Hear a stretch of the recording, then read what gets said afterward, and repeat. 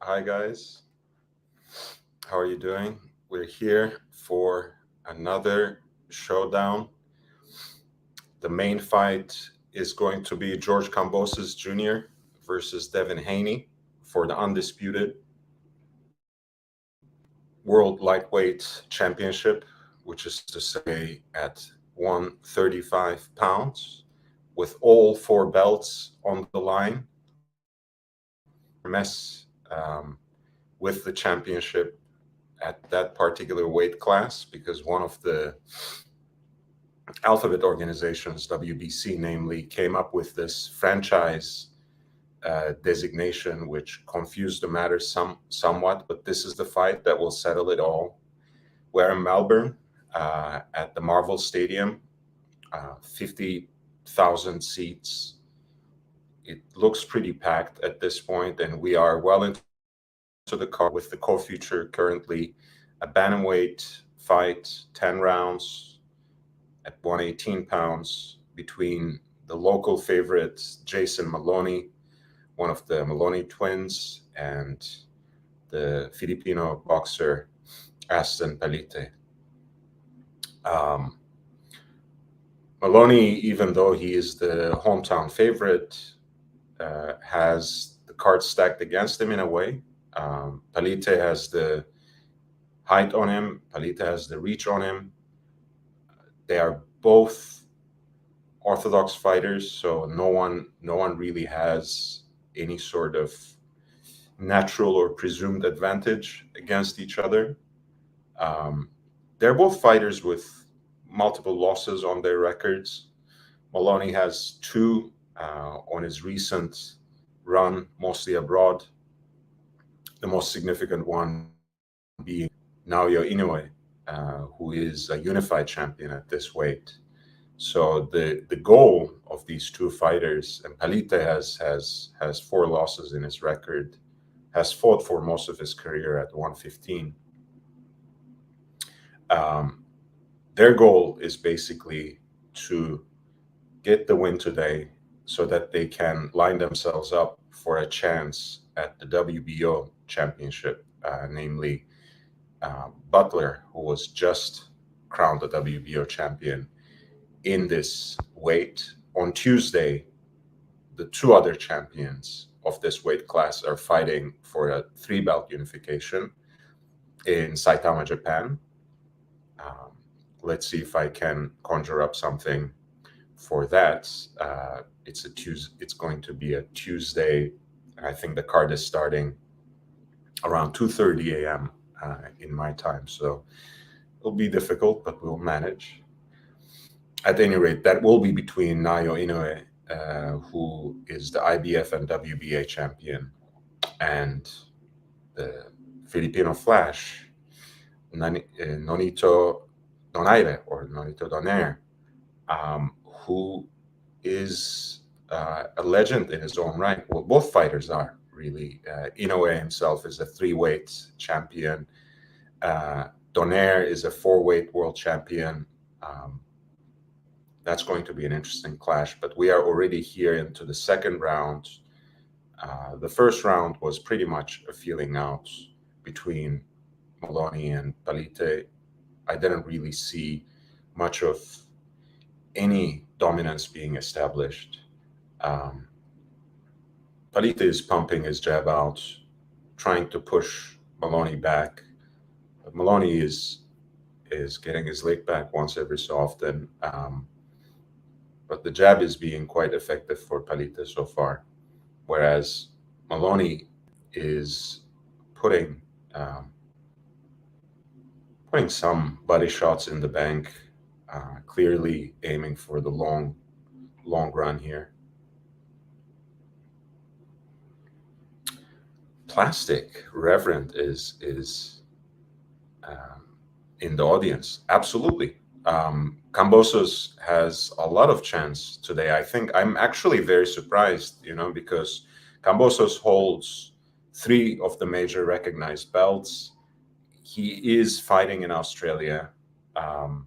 Melbourne, as someone has the biggest population of Greeks outside of Greece.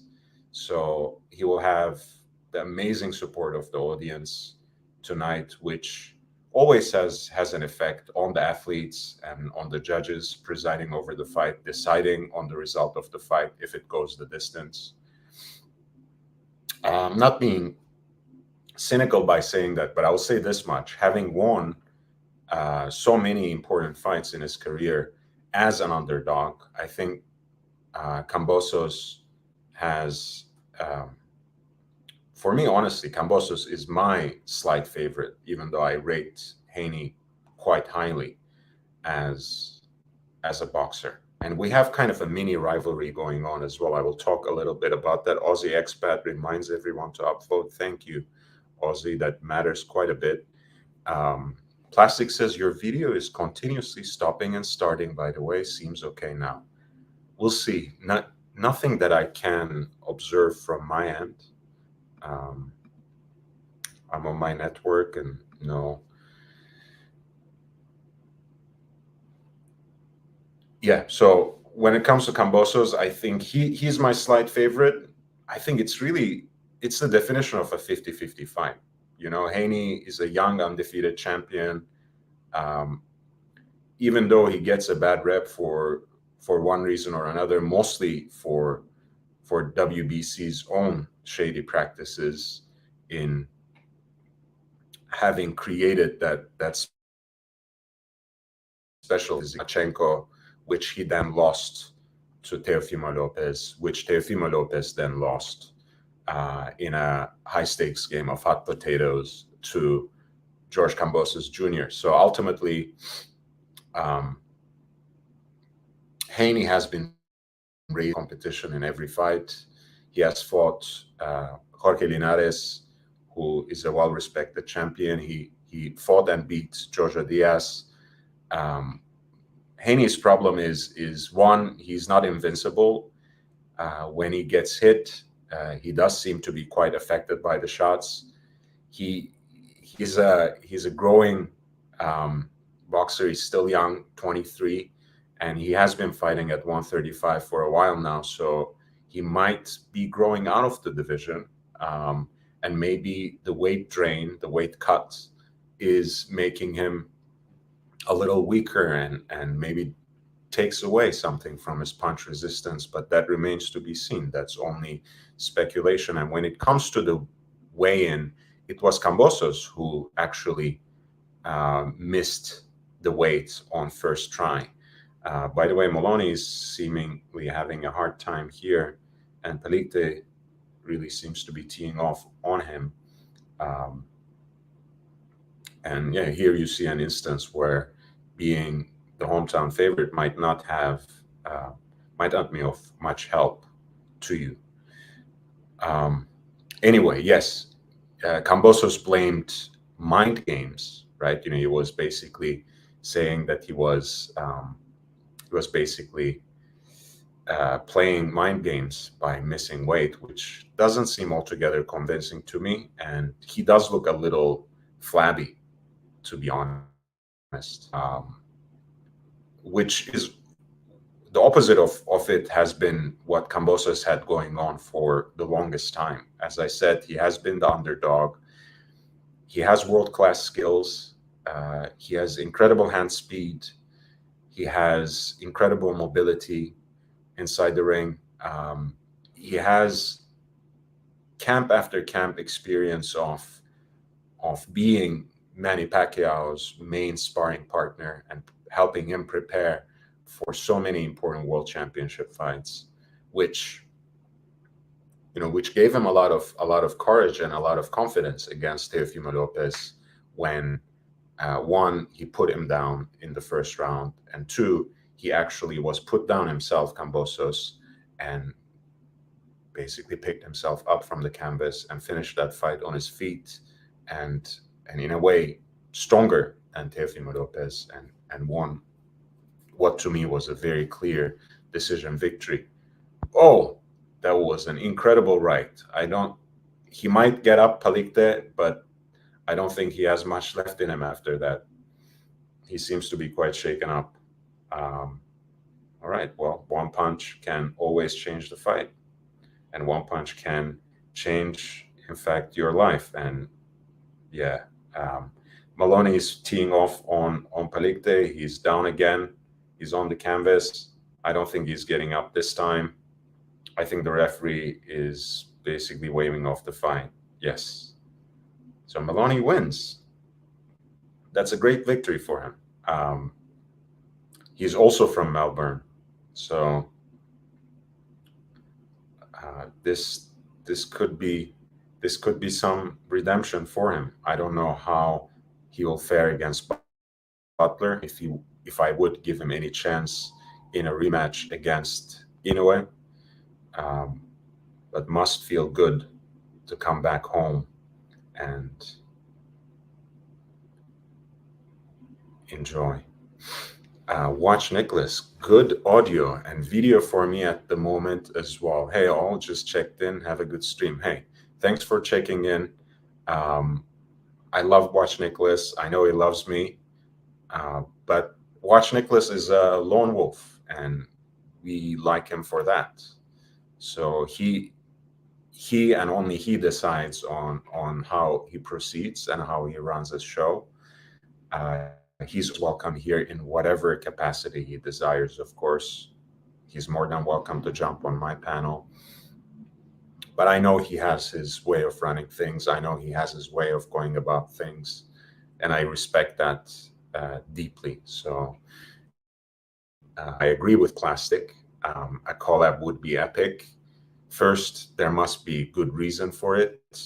Second, again, Wash Nicholas has his own way of doing things, and I think he does really well. Gabriel Ocean, good shot. Yeah, it was an amazing right hand. That jab feint and the right hand, short right hand, in fact, right on the button, and he never quite recovered from that. Pardon me.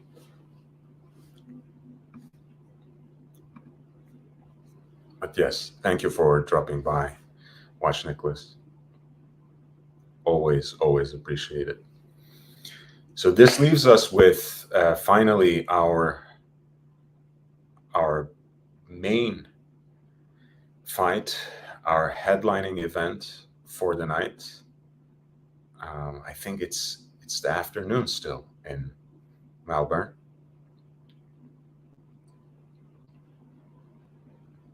Plastic, you're being too generous. Certainly, Watch Nicholas has completely earned everything that you say there. I'm still earning my stripes, but thank you for your generous and kind words. So we are moving on to the headlining event.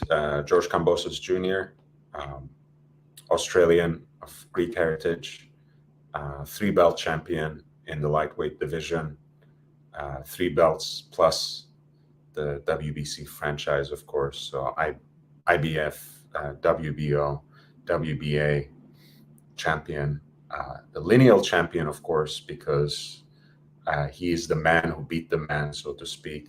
Lomachenko was the man. Teofimo Lopez beat him, and George Kambosos beat Teofimo Lopez. So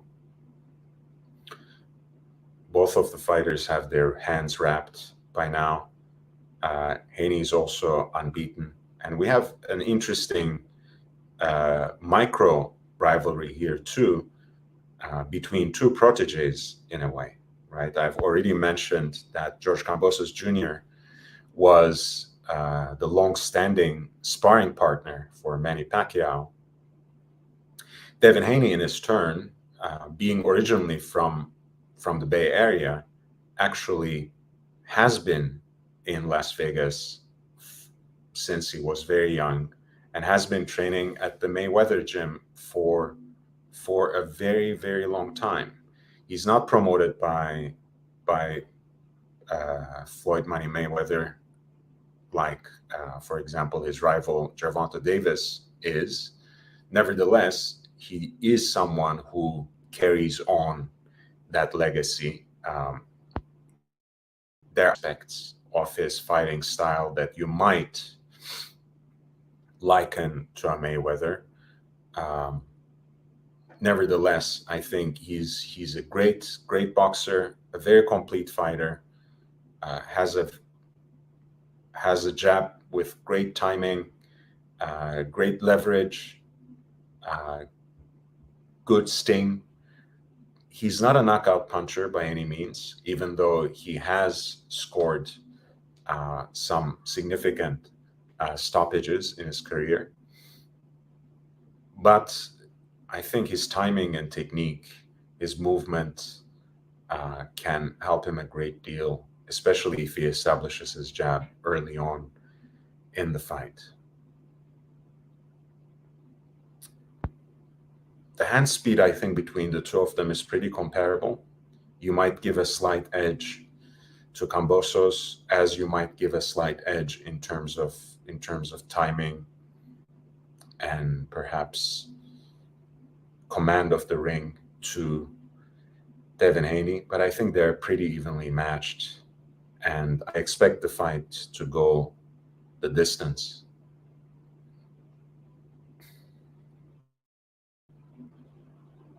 The odds are, again, as I mentioned, stacked against Kambosos, even though he should be the hometown favorite. I think it's something like minus 175 for Haney and plus 150 for George Kambosos Jr.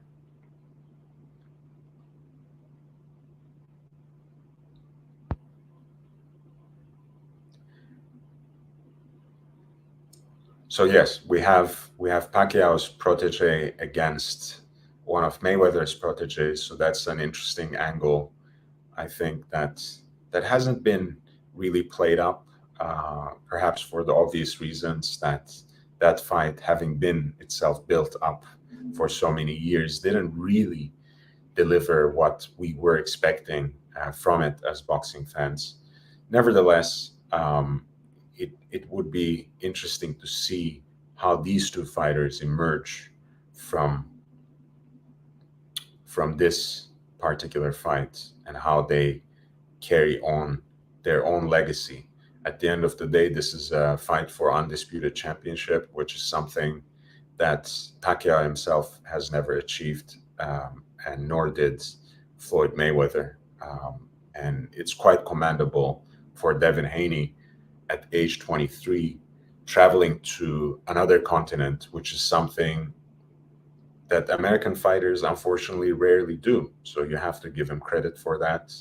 You have to give him credit for the fact that he signed basically a two-fight deal. So even if he wins, if George Kambosos exercises his option, his so-called rematch clause, they'll have to fight a rematch once again in Australia. So Haney took a big challenge here. Had a few problems with his team actually getting to Australia. His father, if I'm not mistaken, just arrived yesterday because of a problem he has been experiencing with his visa, but he was finally granted a visa and was able to travel. And now I don't know what happened with his main trainer, Ben Davison, who also couldn't travel. I don't know whether that was due to a similar issue or due to some other lack of understanding. But hey, he has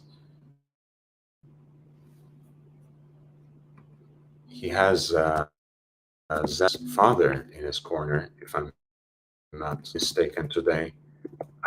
In addition to, yes, Zab Judah's father, Yoel Judah, and Devin Haney's own father, Bill Haney, will be assisting him in this fight, will be in Devin Haney's corner. Thomas Broadbent says, what are your thoughts on the capability of Kambosos' ability to close the distance and to counter that very quick, hard right? Well, Kambosos is usually the smaller fighter, and at least with the Teofimo Lopez fight, he did not have that problem of closing the distance. Although here, I think he's facing someone who has a much better jab and who has a much bigger reach as well. So we'll have to see. The only problem, I think, well, I don't want to say problem, but my only concern, which is something that I observed with Teofimo, I think there's something to be said about achieving great success. And that is, of course, very hard, but staying there, staying at that level is even harder. And Teofimo, in a way, betrayed himself. And with come weight, I have a similar concern. You know, is he still as prepared, as focused, and as wound up as he was in New York when he had everything to prove? And now he's traveling back home, and maybe he was expecting to be favorite, and he isn't, but he's expected to win, right? Those 50,000 people in the stadium today can't be bothered about what the odds say. They are expecting George Kambosos to win. So it will be interesting to see how he performs under that pressure. I'm much more interested here in whether he will be as homed in mentally. Otherwise, you know, Haney has whiplash-like punches, you know, that can accumulate in damage over the rounds. Again, not necessarily a knockout puncher. So as long as the two of them did not necessarily have a hard time cutting weight, I don't expect a stoppage to take place in this fight. You can be your worst enemy sometimes competing at this level as an athlete. So I am kind of worried about Kambosos for that reason, because he missed weight. And to me, it seemed just like a lousy excuse when he said he was just playing mind games.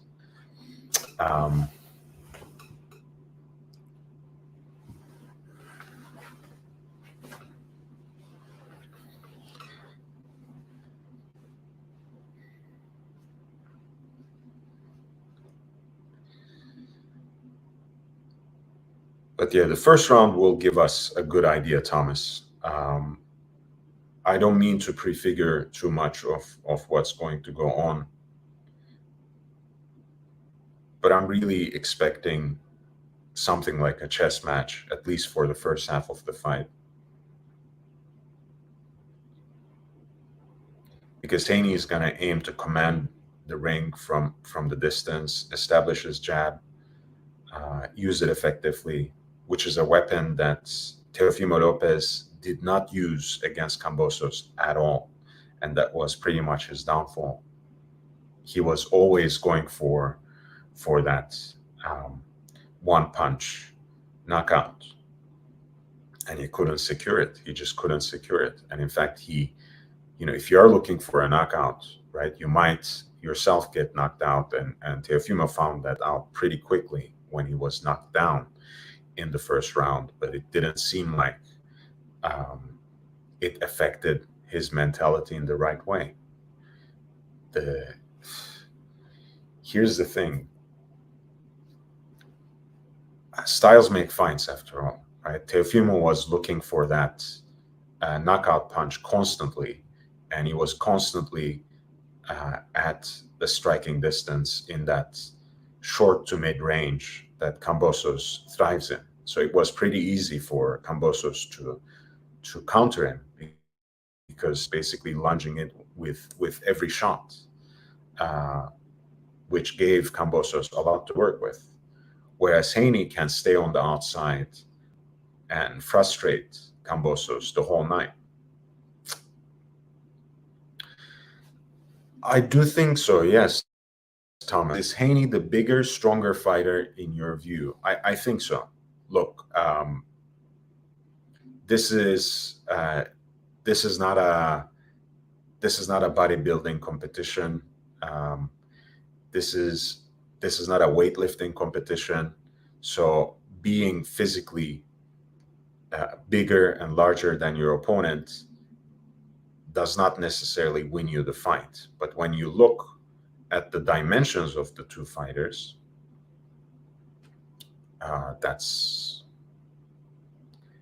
it's that. I mean, I can see. I'll put it like this: I can see Haney fighting towards the end of his career in the welterweight division, 147, right? Whereas George Kambosos will be a career lightweight. He will stay at 135. If he makes a run at 140, I don't see him lasting in any significant way or winning a championship ever. So Haney has the bigger frame. Haney has the bigger reach, but that's not always an advantage, right? If you don't actually use your height, if you don't use that distance to fight from the outside, you actually simply give your opponent more to hit, right? There are just more windows to break, so to speak, right? If you close that distance with your opponent and prefer to somehow fight inside. Haney, thankfully, which is something to his advantage for this fight, is a safety first fighter. He does prefer fighting from the outside. He does prefer using and establishing his jab. He doesn't usually take unnecessary risks, and I don't think he will be pulled into a firefight here. So George will have to work his way in. George will have to earn that ability to fight in close to mid-range.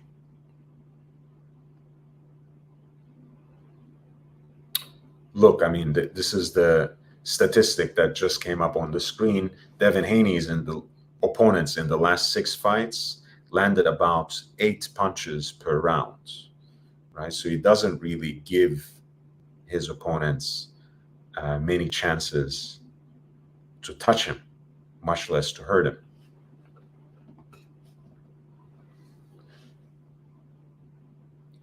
And they're both being gloved up right now.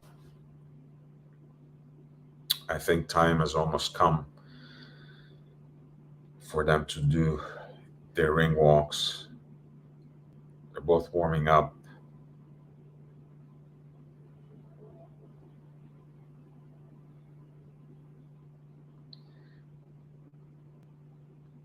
I think Kambosos has quite a great deal to gain by closing that distance and focusing on the body, right? Which will bring Devin Haney closer to the ground over the rounds. If he can start landing some of those body shots early on tonight, he might be able to perhaps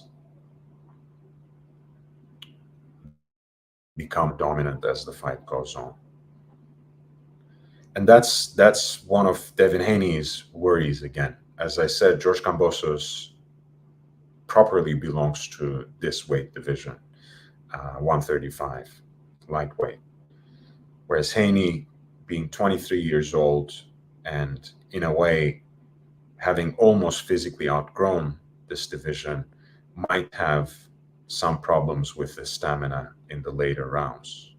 So the more you touch him up in the earlier rounds, the more chances you're giving yourself in the later rounds to gain an edge, or to possibly, gain a start. That's not something that I predict or foresee in this fight.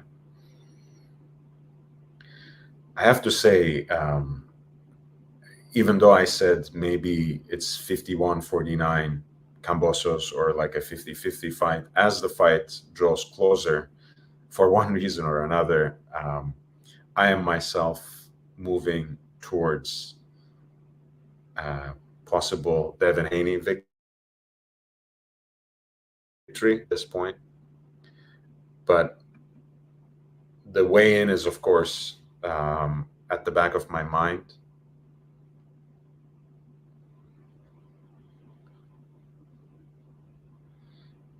And again, not simply on the technicality of Kambosos having missed the weight, because it was just by a fraction, right? It's I'm just wondering whether that reflects anything about his preparation, whether that gives us something negative about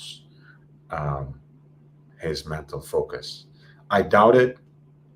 It really shouldn't be happening at this level, but then again, it does time after time. And in fact, that was what gave Kambosos the range in his well-deserved victory over Teofimo Lopez.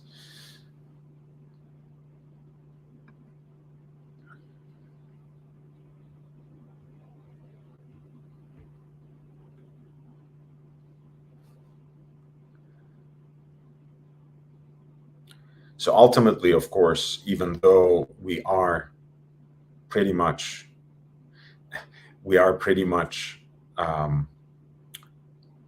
going to have an undisputed champion, right?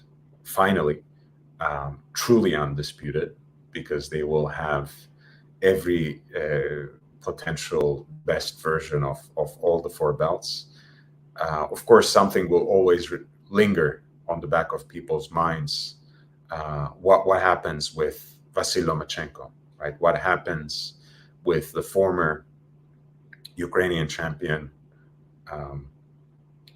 three-weight champion, who had his own campaign for undisputed championship in the lightweight division, who fell short against Teofimo Lopez, and after that he had picked himself up and won very dominant victories against fighters that Teofimo Lopez had beaten before him. He was actually the one who was expected to fight Kambosos Jr. in this fight, but ultimately decided to stay back in Ukraine and stay with his people, which is a decision, of course, that everyone respects. But I think that will linger on the back of many people's minds, especially if Kambosos wins. He has no intention, at least nothing that I know of going anywhere, of moving up. Ultimately, he will have to face the music and face Lomachenko. Whereas if Devin Haney wins, there's a good chance that he might take a rematch against Kambosos again, if that's financially lucrative, or just vacate all the belts and move up to 140 pounds, move up to super lightweight, follow Teofimo Lopez up to 140. There are a lot of very lucrative fights there too. So it is interesting, but that's the question on the back of my mind. Of course, all due respect to the undisputed champion will emerge from this fight, from this matchup. But how will they fare, or how would they have fared against Vasyl Lomachenko? Right? All sorts of triangle theories can be made, of course, but that doesn't matter, right? At the end of the day, once again, styles make fights. Before seeing Lomachenko against Devin Haney or Lomachenko against Kambosos, we will never know who might win. AMG says, I wonder if you had to take a dump to make weight. Easily he could. A fraction. So that may have been exactly what he did before he stepped up to the scale again. There's a huge Greek contingent, by the way, in the stands. waving the Greek flag, waving the Spartan flag, beating the drums. Again, Melbourne is the biggest Greek community outside of Greece, so no wonder. So here's the tale of the tape. Kambosos, 28 years old, 5'9", 134, 49 pounds. That's his final weigh-in, 68-inch reach.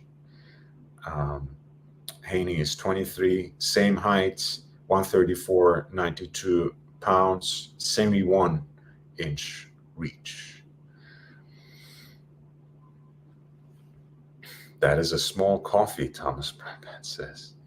Jake Brooks says, Haney looks shredded, rooting for George. Yeah, I think, look, I mean, Haney clearly was perhaps a little more focused and a little more zoned in for this fight. He is also the fighter here who is coming onto the ring with a chip on his shoulder, with something to prove, because so many have, pardon me, disrespected him because basically he was the interim champion supposed to face Lomachenko, but Lomachenko more or less, or WBC made Lomachenko to drop that belt and gave it to Devin Haney. Devin Haney defended that belt, I think, by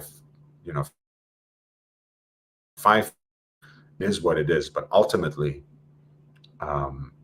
he's the one who is arriving here in this ring with something to prove, and I have a lot of belief in him. I'm actually a huge fan of Haney, but I think this is a very even fight. I think Kambosos might just edge it, but hey, I think the first round more or less will tell us everything that we need to know.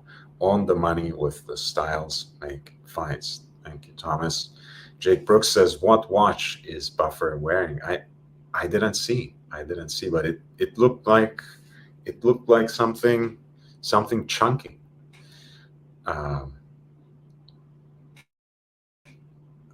The U.S. national anthem is being read, if I'm not mistaken.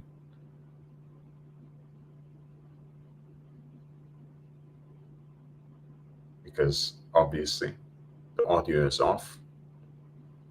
Let's see, once Michael Buffer comes back to the screen, maybe we'll be able to tell.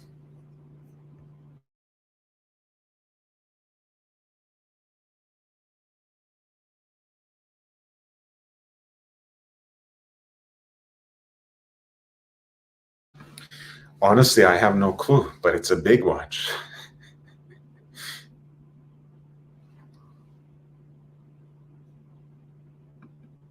And Gabriel Ocean says it's gold for sure. Yeah. The shred could mean, all right.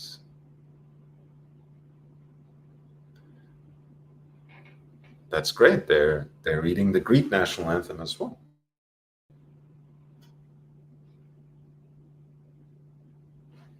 Fantastic.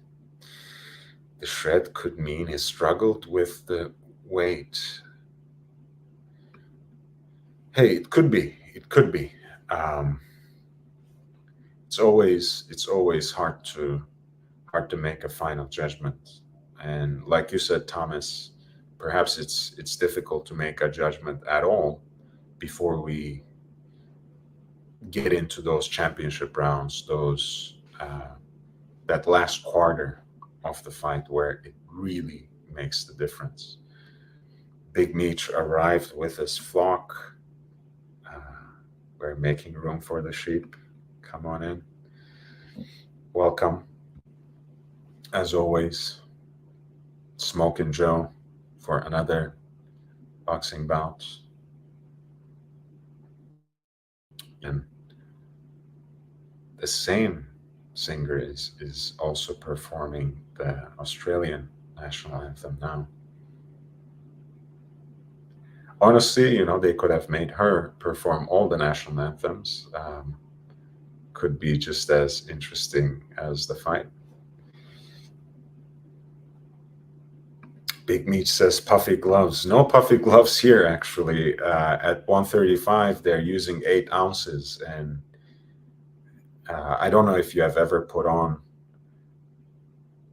gloves that are that small, but your knuckles basically stick out leather when you properly put them on.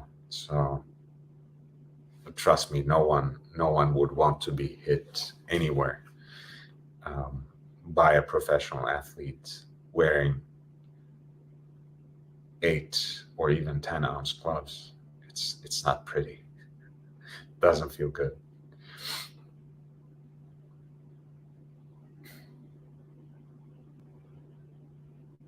I regretted it every time whenever I stepped in to spar with someone with professional experience.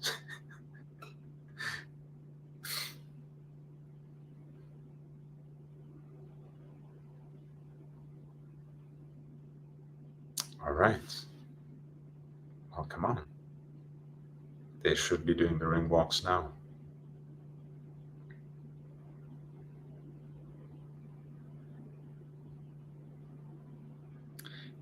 It's really packed. I don't know. The official seating capacity was, I think, something like 53, 54,000. I can hardly see any empty seats. Um, and of course, for a boxing bout, the way the stadium is set up, there's also a lot of seating on the field as well. So I'm sure they will announce the number of ticketed people in attendance quite soon, or at some point in the night, and we'll see. And I think now Devin Haney must be slowly but surely making his ring walk.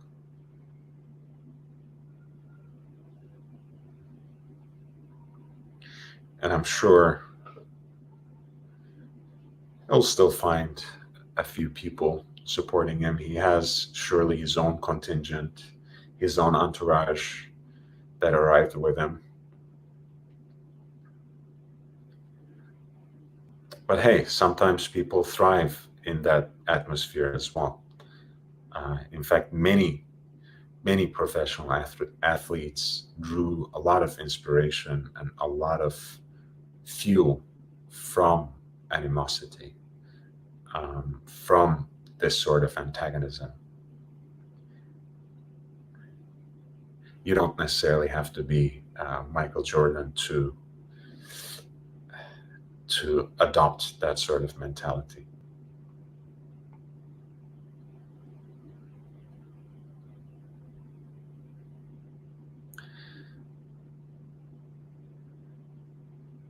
But this must be certainly, after Jeff Horn versus Manny Pacquiao, this must be the biggest boxing event held in Australia after 5 years. And this may have potentially outdone it in terms of the number of people in attendance. And now making his way to the ring, we have caught a first sight of him on the camera. Soon, people in the attendance will see him too. Um, Let me know how it sounds, because I don't know.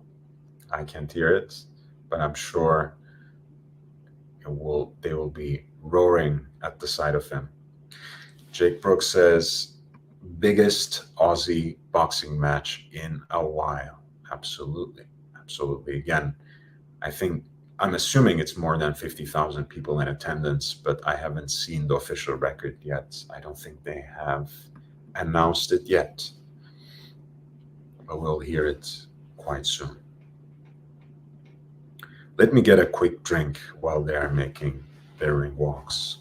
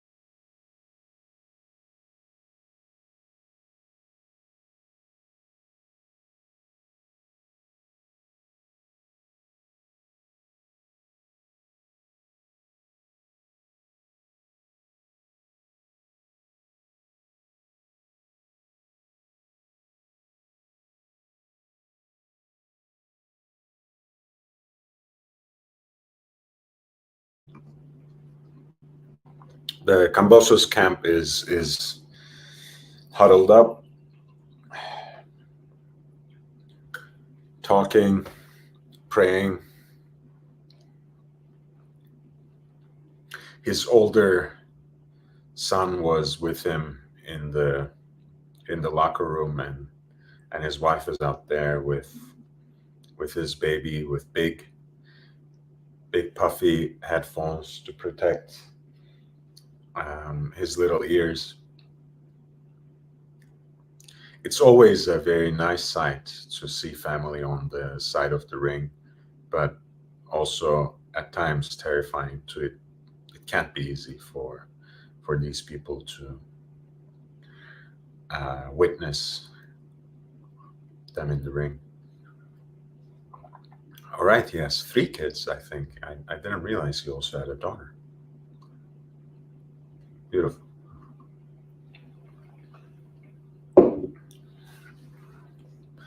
Gabriel Ocean says it better be a stiff drink. For now, it's water, but I have my Ardbeg 10 lined up for when the fight starts. Thomas Broadband says, you remember when they would negotiate the gloves, even the manufacturer? They still do. They still do, Thomas. They don't. Sometimes the A side fighter, right, the favorite fighter, the one who brings actually gets to dictate those terms. They can even put it into the contracts. But minimally, what they do is basically the manufacturer, the supplier sends 2 pairs of those gloves. They go to the commission directly. And then basically the day before, after the weigh-in, technically, the fighters and their camps go to the commission and get to test out those gloves and get their pick between those 2 sets, and the opposing camp approves of that choice. So there's of course still some regulation about it. Haney, by the way, just arrived. He's now stepping into the ring, riling up the audience, winding up the audience. Pardon me. It must feel good. This must feel good too. I like his attitude. Again, whatever happens today, he certainly has my respect. I have to take this fight. He could have just scheduled yet another defense of his own title, but he wanted to fight for all the marbles, and he didn't mind fighting in Australia either. He didn't mind fighting in his opponent's backyard, where he would be heavily supported, mightily supported, and strongly favored, even though, again, he's not the betting favorite.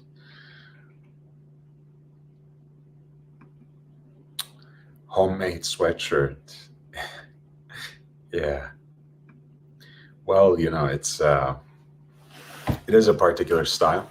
It is a particular style. I remember he did have a whole outfit for his ring walks earlier that was designed by Dapper Dan, a whole Gucci outfit with matching gloves.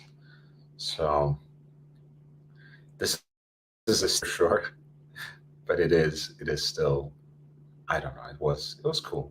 I like it. Honestly, I like any boxer that reflects his style. I usually don't suffer this whole gladiator kind of appearance and nonsense, but George has some claim to it, being of Greek heritage himself. He doesn't just have an outfit for his ring walk. His entire body is decked with those Spartan warrior tattoos and inscriptions. So he can certainly talk as well, since he is walking the walk on a daily basis. This is very exciting. Good fight, good fight. We have to appreciate it. Again, this year hasn't been so bad, and I always complain when we don't get these sorts of fights. When we don't get unifications, when champions don't fight other champions. So when they do, we have to recognize it, and we have to commend both parties for coming together and making this fight. Again, Kambosos himself, since he earned it, since he beat Teofimo Lopez in his backyard and won his belts, he could have come back home and he could have done a victory lap against a no-hoper. He could have done that, but no, he went for another unification. He wanted to fight. He wanted to settle once and for all the issue of the undisputed championship. So much respect to him as well. We give credit for Devin Haney for fighting in Melbourne. We have to give credit to Kambosos for choosing to fight Devin Haney. If the Lomachenko fight couldn't be made, he chose the next best thing. And he's in the ring now too. Thomas Broadband says, this is a 1:25 p.m. fight. Yes, sir. Yeah, here's the thing, obviously, it's Sunday there, and it's an afternoon fight for them, early afternoon fight for them, basically, which is not too bad of an accommodation, because the US, at least for this fight, is still a big market, so they wouldn't want to lose out on that. So they basically adjusted the time in a way that would still be human for the home audience, for the Australian audience, for people in Melbourne especially, and at a time that would be appropriate for a boxing bout in the US as well. Yeah, they both seem to be very psyched up. This is going to be an exciting fight. Gabriel Ocean says, Kambosos looking angry and focused. Yes. Thomas says, how long has Haney been in town in Melbourne? I think it's been almost 2 weeks, maybe 7 to 10 days. He's been there. He's been there for a bit. Bob from Brisbane says, 1:30 Australian East. Yeah. Thomas Broadband. 1:50 is here. Hey, man.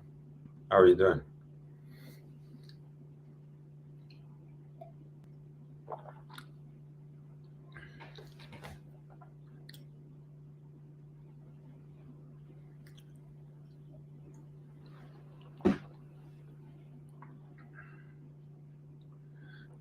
Yeah, not much left to go at this point.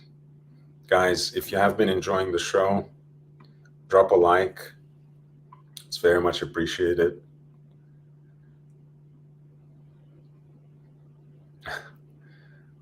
Yeah, the trash talking between the teams has started a long time ago, and it doesn't seem to be stopping now. They're both talking trash to each other. The teams are. The referee is trying to calm them down for a little bit.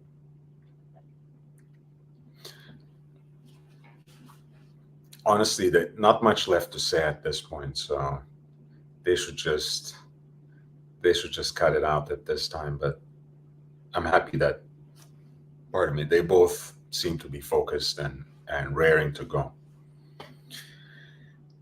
So Devin has fought a little more than 6 months ago last time, I think. which is not bad. I think it's always good for these sorts of young champions to stay active,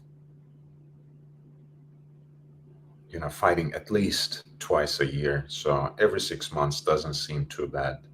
Not that they can't fight more. But yeah, Devin seems pretty psyched up as well. It's so far so good. Looking good.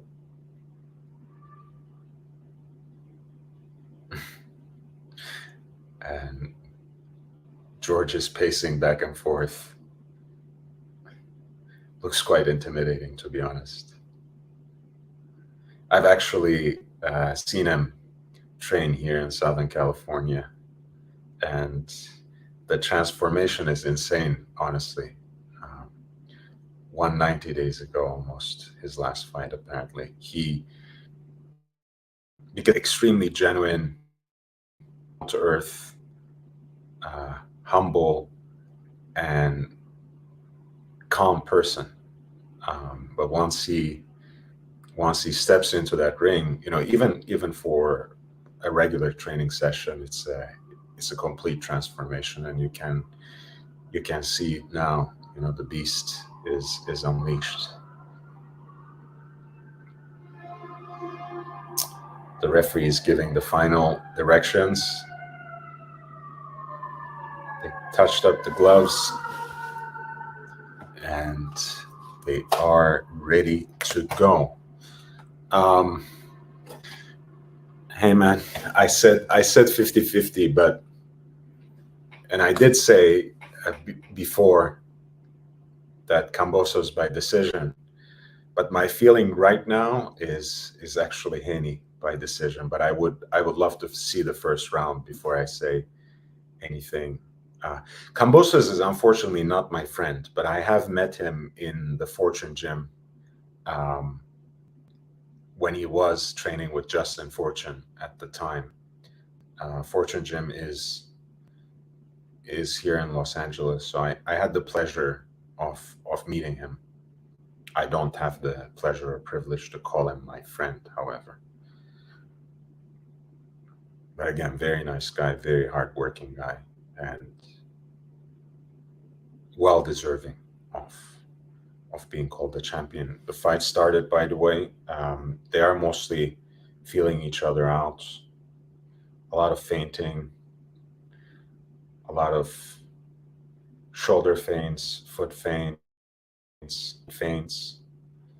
a couple of jabs here and there. But for the most part, this is going to be a feeling out period. I think maybe for the next couple of rounds even. But Haney is getting that jab in, and he lunged in a little too far, and Kambosos was already ready to counter him.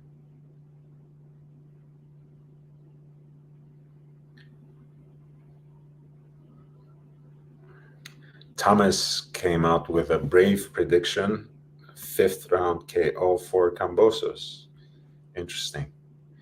There's a good Haney jab. Georgia said snap back. But we already see that George is ready to counter him if he ever overcommits on his jab. So again, a lot of feints, not many punches attempted or landed, but when Haney jab, it does seem to be finding its way quite comfortably. He has that reach over Kambosos. So far, he seems to be using it efficiently, stepping in with the jab, but then dipping to his right, stepping in with the jab, and then taking the half step back.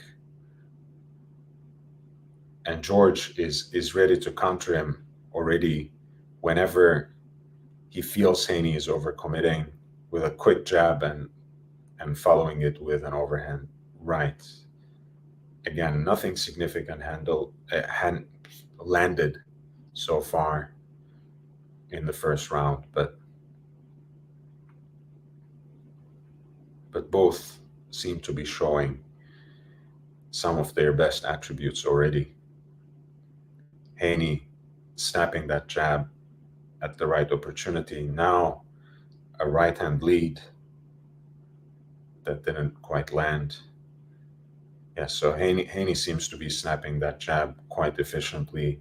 And whenever he does, in fact, overcommit, or whenever he doesn't get his timing right, George is there, ready to counter. JB says, I see a few headbutts the way George counters. Yeah, I mean, certainly on paper, I just realized they both are listed 5'9". George certainly fights lower than Haney does. Haney fights taller.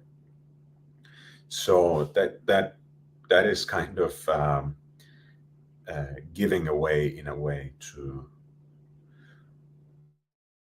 perhaps from George's part, but I don't think any of them were intentional so far. I mean, no significant clash of heads, by the way, so far. So don't take me wrong. I don't know what happened there. They just went into commercials before the round even ended. So the second round, I don't know. The first round, honestly, to me seems very difficult to score. I'll give it to George, with the expectation that he may have been favored.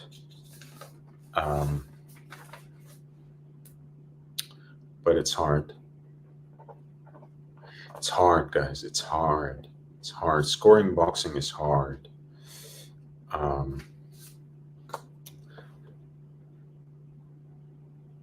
And so far, everything we expected from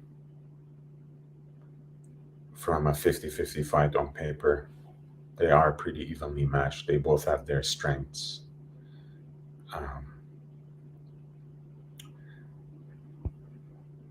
Haney is a little bit hesitant. You know, he's trying to establish his jab, but at the same time, he's also pretty wary of being countered. So he hasn't yet overcommitted. He feints as much as he jabs. And whenever he jabs, again, he always takes the precaution of taking a half step back, dipping to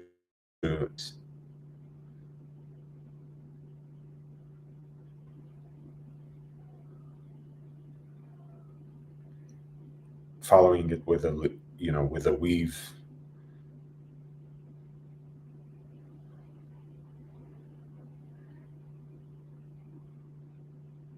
So far, they're both in the middle of the ring. No presumed dominance by any of the fighters.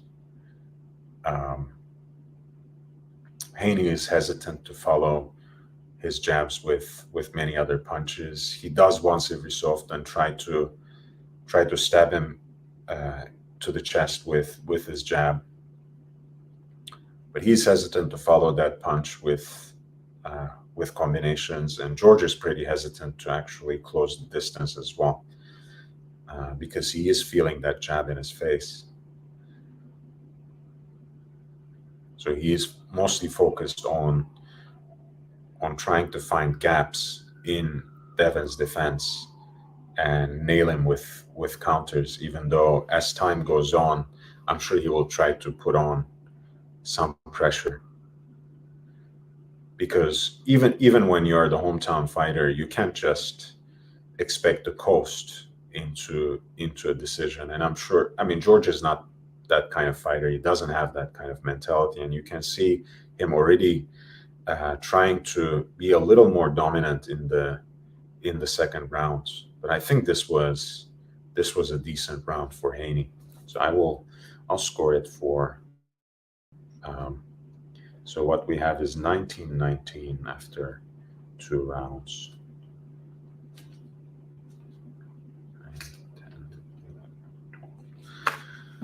Bob from Brisbane says 51,026 seats were sold for Pacquiao Horn match 5 years ago in Brisbane, and is the biggest Australian attendance record today. I'm assuming for boxing, right? Because for other events, um, there may have been more people. Not that I know much about the sports scene in Australia. This might be broken today.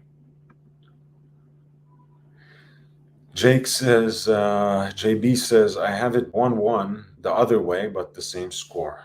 Yeah, I think both rounds, again, it's hard to find much to separate them. But I feel George is becoming a little more active.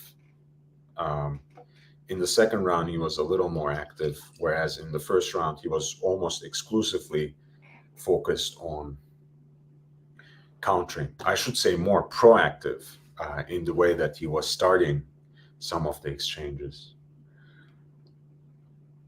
And you can pretty much say the same story in the third round, but hey, quite frankly, a fight didn't break out yet. This is very much a boxing match.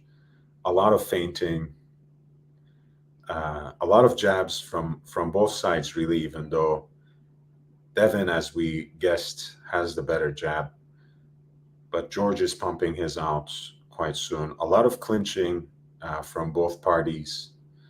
Um, Again, pretty much a chess match or a real boxing match rather than a fight. Oh, for once, this time George walked into a nice check hook.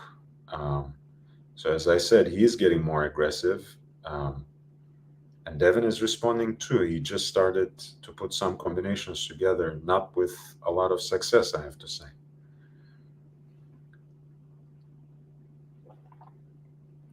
Yes, Bob confirmed that 51,000 attendance record for Horn Pacquiao was the record for boxing. Well, I hope it gets broken today. It's a good card. You know, the Maloney twins were there. Um, Kambosos, who is a very important champion for Australia, is fighting for the headline event right now. I think it deserves some attention. Thomas says Kambosos should go to the body. Absolutely, absolutely, and I think he should be more proactive as well.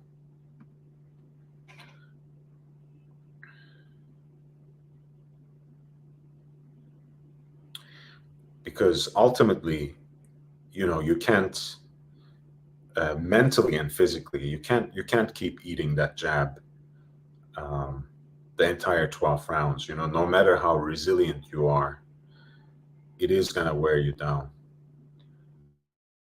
To take it, if he needs to push Haney back a little more, but whenever George lunges in, he's also exposing himself to counters by Haney. That check hook he had was perhaps his most effective punch so far.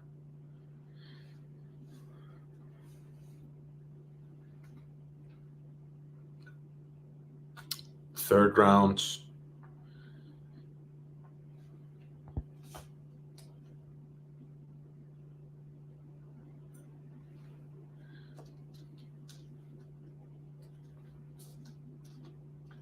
I'm scoring it for Haney.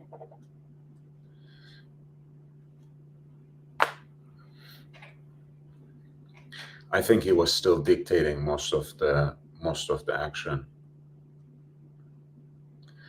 and I don't know. Again, um, I'm trying to remain as balanced as possible, but ultimately, you can't really aim to match what the judges will decide.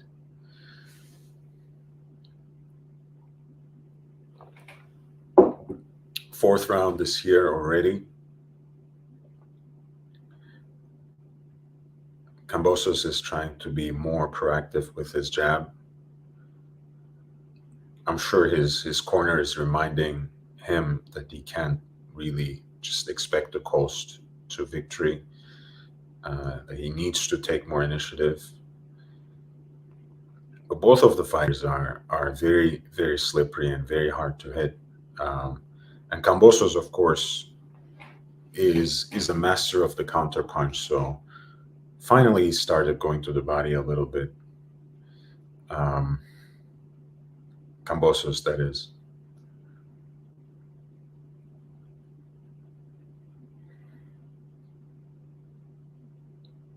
Haney proves to be very hard to find for Kambosos so far. That the reach he has over Kambosos, he has so far asserted very efficiently with his jabs, with his feints, with his management of distance. Whether Haney put that into effective use for his aggression, for his own scheme of attack is another question. But he is managing the distance pretty well and finding his opponent pretty frequently with that jab, both upstairs and at times downstairs as well. And just had a good one too, um, which Cambosos mostly greeted with a nod, which means exactly what you think it means. It did it did land, and um, it is being felt by Cambosos. Good counter there by Kambosos, again ending in a clinch. Jake Brooks says, I hope George lands a bomb right here. Another nice jab by Haney. And one thing I like about this round is I think those jabs seem to have lit a fire for George, and he is a lot more dynamic and a lot more interested in closing that distance this round. There he goes, a nice right hand, missed one, landed another one, and Haney is feeling his power too now. Nice jab landed by Kambosos. I think the fight might finally be breaking out in the fourth round. George is pushing Haney back. Hey, he has this round. 2-2. 2-2 or 38-38, in other words. Thomas says, rip to the body. Yeah, George needs to fight like he fought in this round more often. Needs to take the charge, needs to push Haney back, needs to try to close the distance by feints, by using his jab timed properly,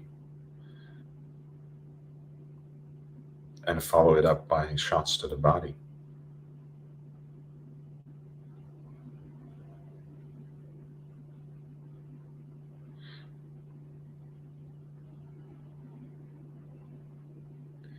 There we go with the fifth round.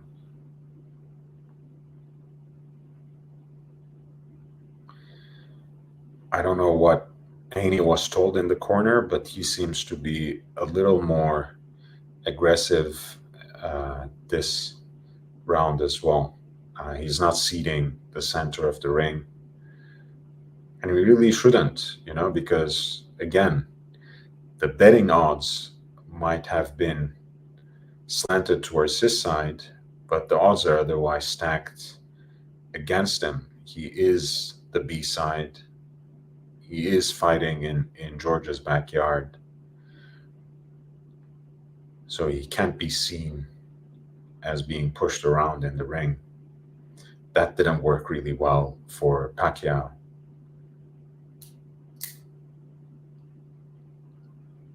When he was facing Horn 5 years ago.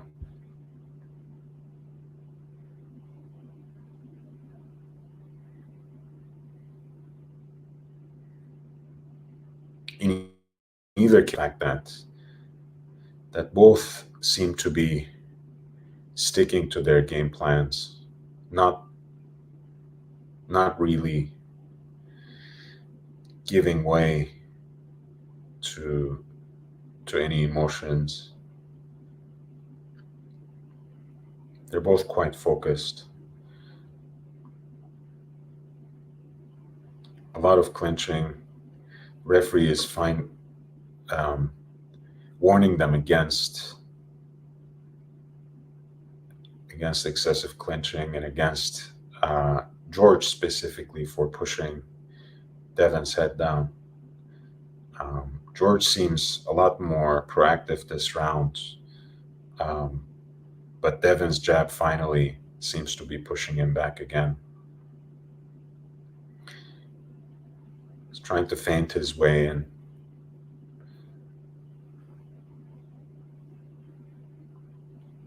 Last 45 seconds of round 5. Let's see if Thomas's prediction comes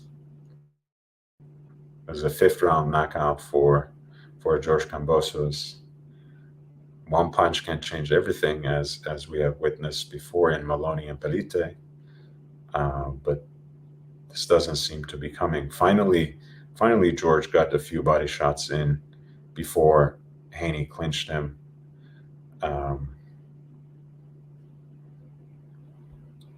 Fifth round coming to a close now.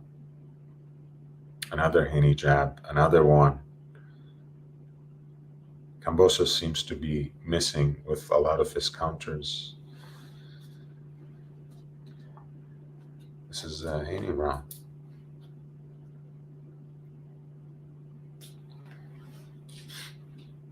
Yeah, Thomas, the prediction didn't stick.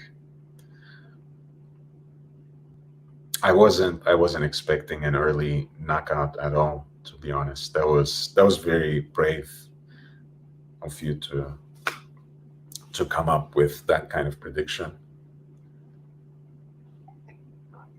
Guys, if you haven't yet, please smash that like button. Upvote, it helps a great deal.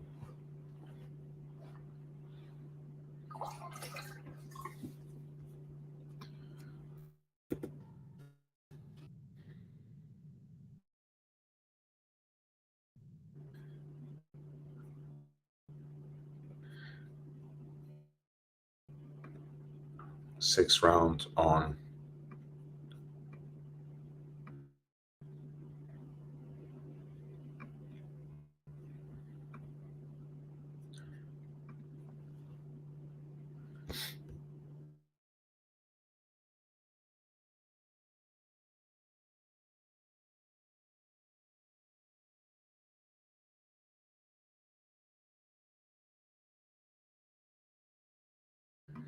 Finally, a nice 1-2 by Haney.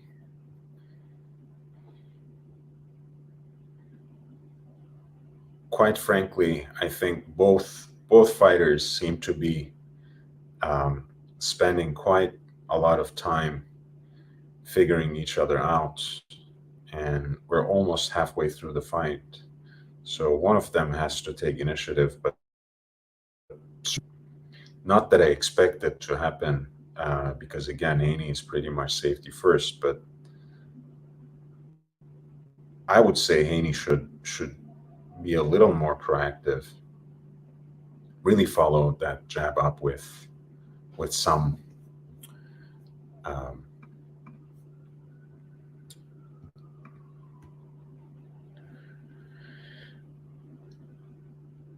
with some combinations, because he can't expect to win a fight in Australia against an Australian fighter just fighting on the outside, quite frankly. Because again, a lot of these rounds are very close, even if you are giving a lot of weight to the jab, which after all is just as legitimate of a punch as any. But they're not gonna, I don't think the judges will look at it so generously. Finally, a right to the body by Haney. He seems to be inviting George in this round, perhaps now adopting a little more of George's posture to invite him in and try to check him with hooks and uppercuts. Um, but quite frankly, that seems to cede a lot more momentum to George Kambosos, who doesn't even need it at this point. Again, I'm not sure if he expects to coast to victory, but he just might. And Haney needs to be a lot more proactive. To me, this was a clear George Kambosos round.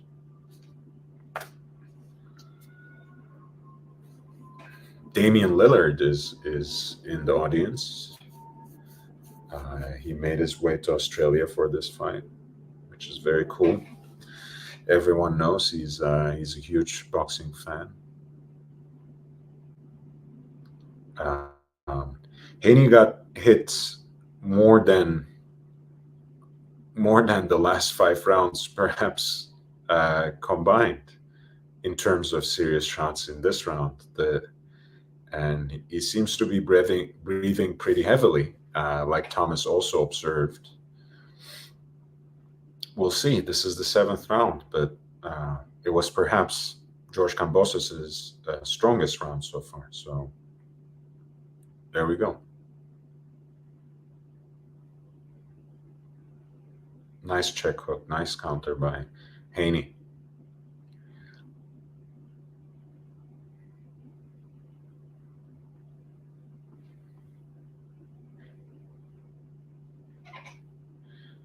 Haney wants to reestablish his jab, but seems to be losing ground in this fight, slowly but surely. Doubles up on that jab, jab again, jab. Good first minute of this round for Haney. And clinching again.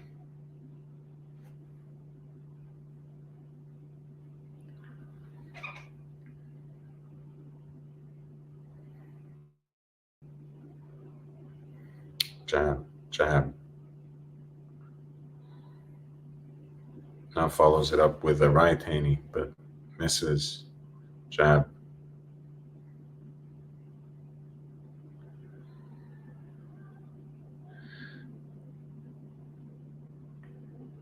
Again, Haney seems to be sticking to the plan here. Good right hand to the body from Haney, but mostly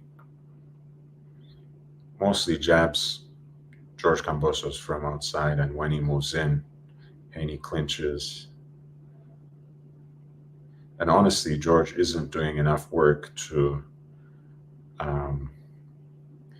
get a few shots in to the body, at least, before they move on to the clinch. So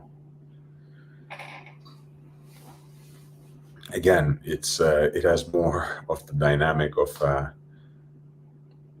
a violent chess match than anything. But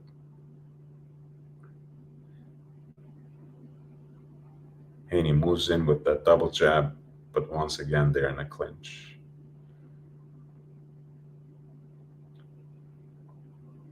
Nice body shot. Jab again, Haney. I agree. Haney, I mean, for a minute in the corner, it seemed to be was breathing heavily, but I think he actually seems pretty comfortable there in the ring. And started following that jab up with a nice right hand in this round. Pardon me.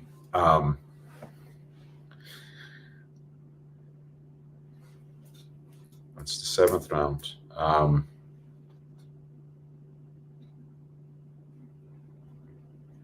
giving it to Haney.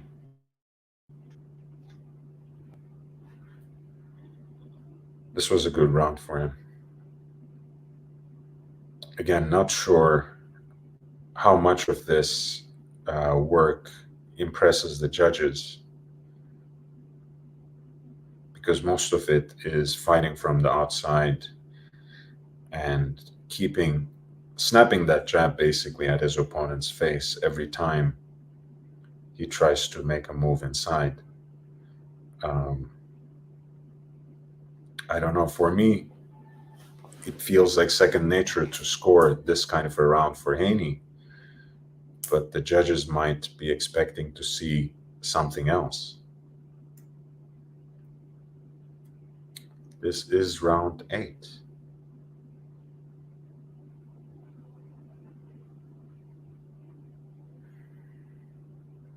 And honestly, if you were just starting to watch the fight, you might think it just started, because it's still pretty much a feeling out process. Now Haney doubles up with that jab. One upstairs, one downstairs, upstairs again, upstairs, doubles up. Haney seems a little more active in these last 2 rounds, at least with the frequency, with the accuracy, and with the speed of his jab. Now another right hand, not quite a flush shot, but again, it's good to see him take some initiative finally. And George seems to once again settle into his mode of trying to set traps and find Haney with counters. Nice jab there by Kambosos this time. 1-2 by Haney. Kambosos catches both of them with his gloves. Another clinch.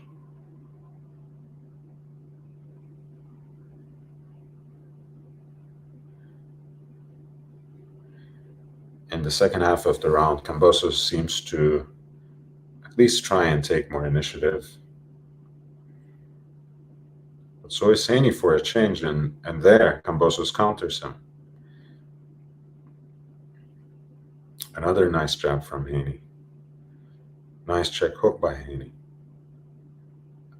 Jab by Haney. Jab.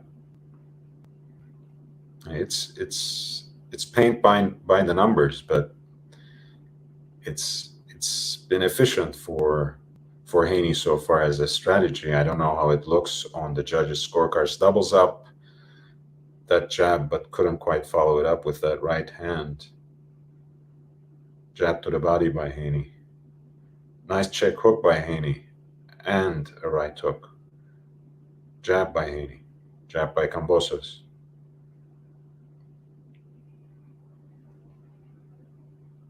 Nice lead right by Haney, but Kambosos doesn't seem to respect his power quite a lot.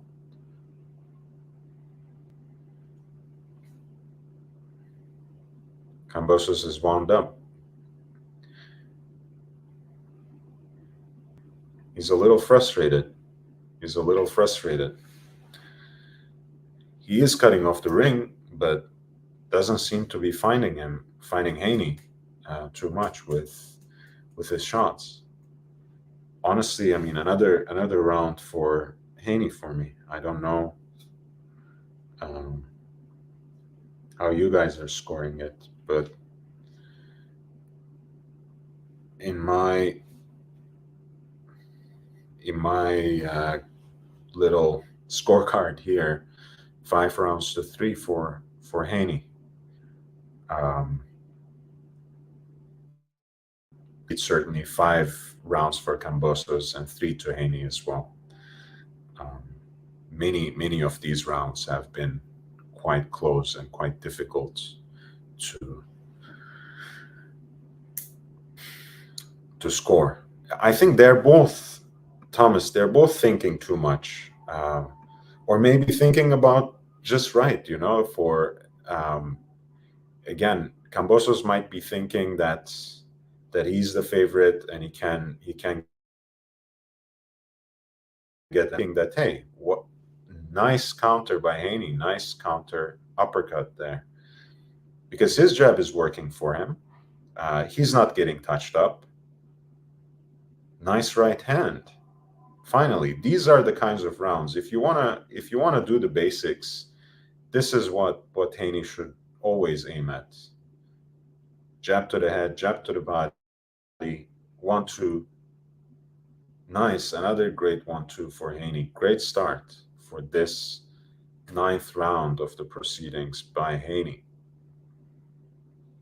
I think he got Kambosos quite frustrated at the end of that eighth round. Lead right by Haney. Great.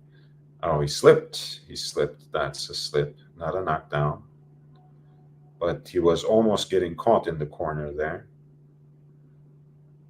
And Kambosos pushed him down. So the referee ruled that a slip. Honestly, being a fan of the defensive aspect of any sport, I appreciate Haney's style, but I'm still not sure if this will win him a decision in Australia. But this is by far his best round. 1-2, 1-2-1. Good scoring shots here by Haney. And Kambosos, even though he's doing a better job now cutting the ring, is not really able to touch him. And every time Kambosos launches in, this time it's Haney who catches him by a counter. Haney seems to be pretty much in control, very confident. He has a great style for anyone who appreciates the technical aspects of boxing, who appreciates fundamentals. And he seems to be gaining more and more confidence now. He can't miss Kambosos with that jab. And this round, he has actually followed it up with his right a couple of times, catching also Kambosos with counters and especially with check hooks as he tries to make his way in. This is a great round for Haney. May have been his best round of the fight so far, which is a nice litmus test, by the way, right? You know, if there is a controversial decision, we will look at round 9.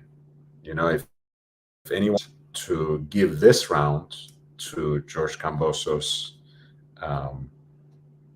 I would genuinely suspect something fishy there. But this is by far the best round for Haney. And he seems to be actually getting better. And George, even though he seemed quite commanding in the middle portion of the fight, really seems to be losing that ground in rounds 8 and 9, especially.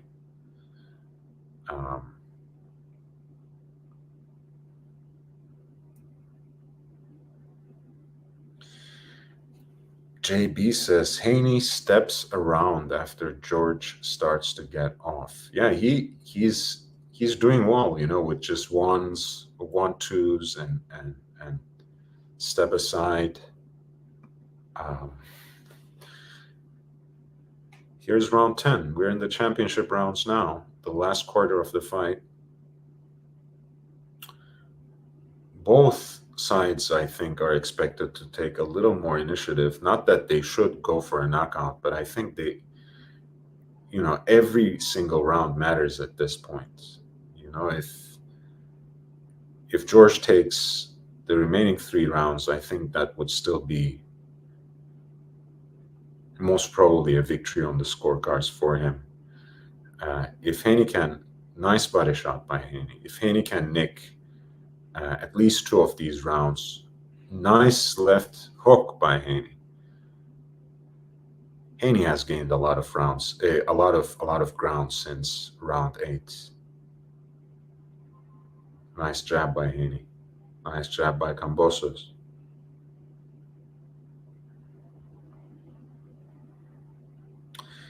Haney has had a lot of success in these last 3 rounds, keeping George at bay, turning him around,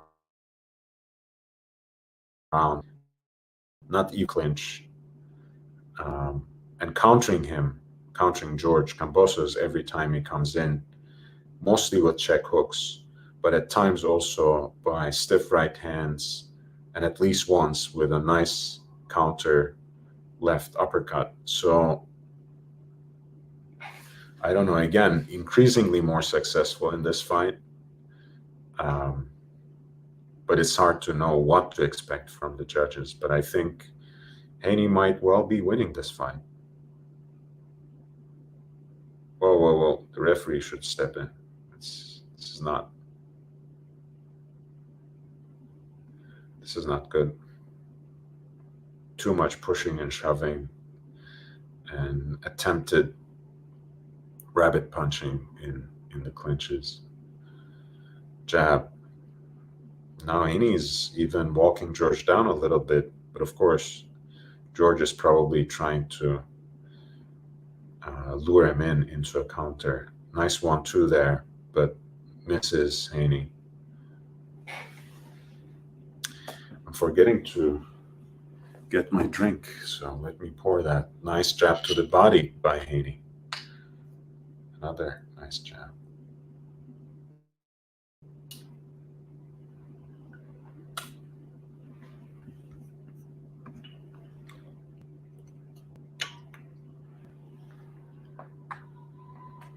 Nice check hook by Haney.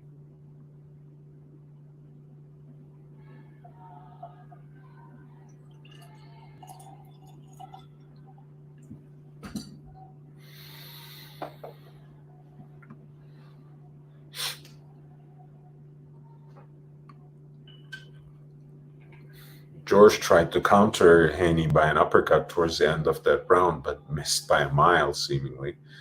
Um,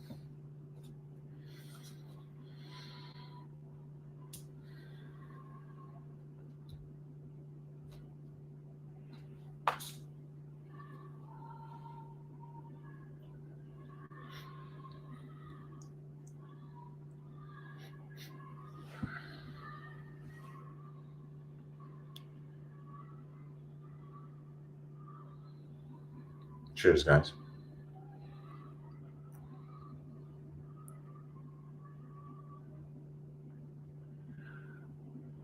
The last 2 rounds now.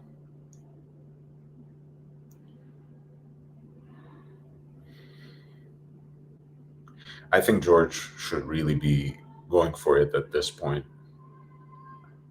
I think he has been caught a little bit by the inertia of being the hometown favorite and really hasn't nearly been as proactive as he should be.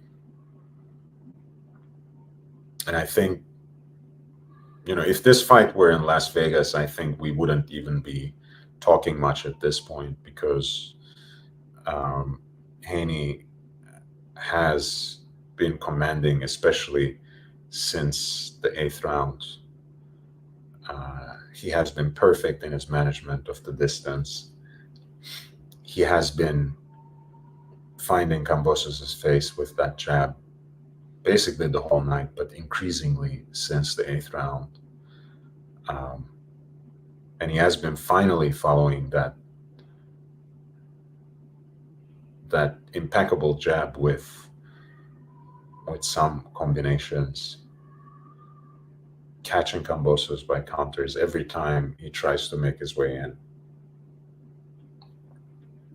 This is again a more even-keeled round. A lot of times we have exchanges that end up in clinches. Another jab, another jab.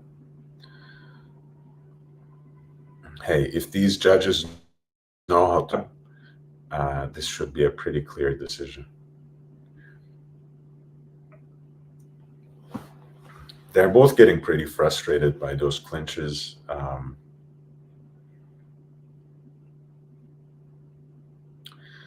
Haney is dancing around too much for my liking in these last 2 rounds. He should be a little more assertive, at least from the aesthetic standpoint. It's never looks good to the judges, no matter how well you think you are doing.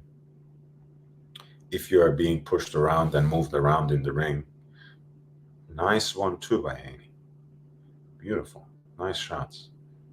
Oh, he gets countered here.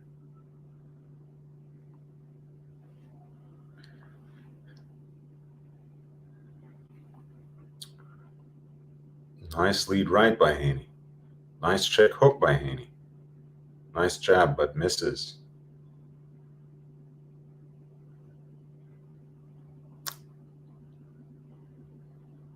I like the posture of both fighters, honestly. George is unrelenting in trying to cut the ring down, make his way in. Devin is taunting him at the end of this round. Hey,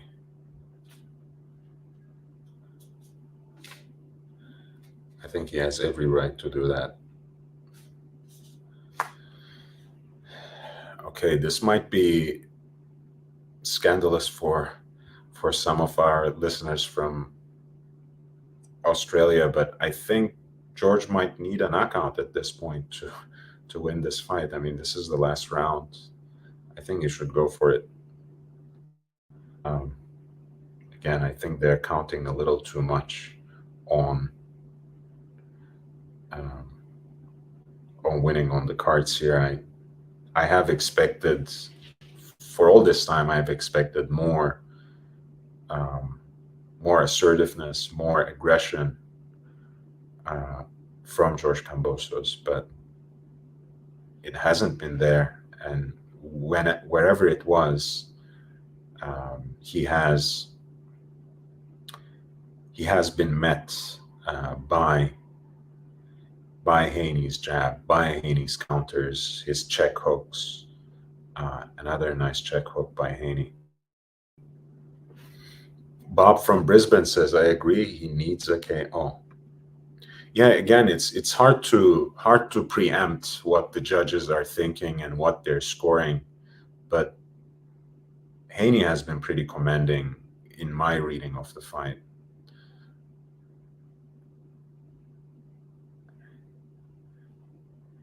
Oh, Haney is doing a good job luring him in so far um, in this last round.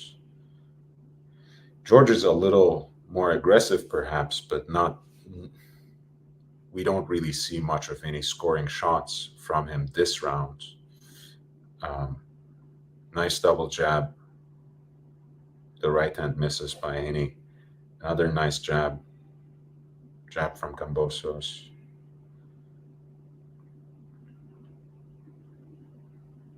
Haney moves into a clinch with that double jab.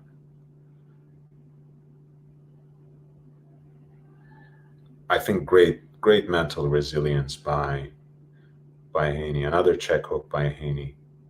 You know, the middle of the fight, it seemed to be that he was guessing, maybe he was losing some of the ground he established early on with his jab. But in the last third of the fight, you know, from the 8th round onwards, Haney has been impeccable. Just seems to be under control on the outside, pinning his opponent down with the jab, hitting him with counters whenever he comes in, sticking that jab out, following it up with a nice right. The last 30 seconds now, and we are not seeing enough initiative from George Kambosos. Haney seems to be looking at the clock during this clinch. Again, he's pretty confident himself of his victory. Moves in again with another clinch, another jab, another clinch. Pushes him back now. Another jab, another clinch. Hey, I did tell you that Haney is safety first, so he's not gonna.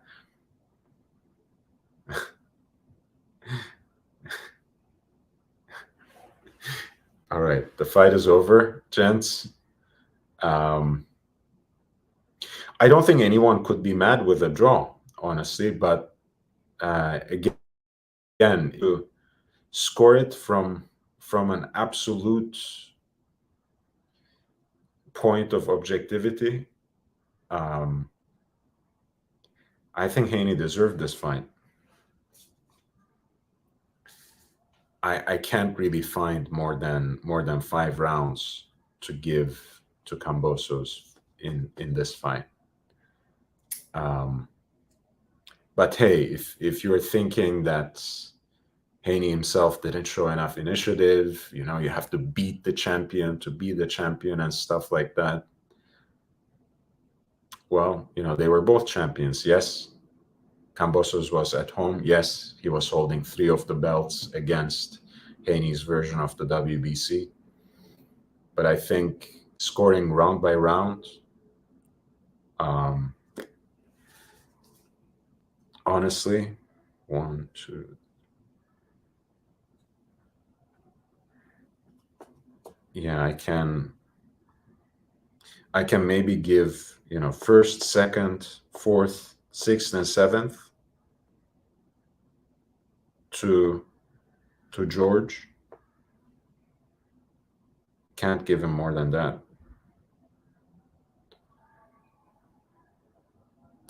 The 12th, I mean, I would give it to Devin, but then again, I was by then already convinced that he won.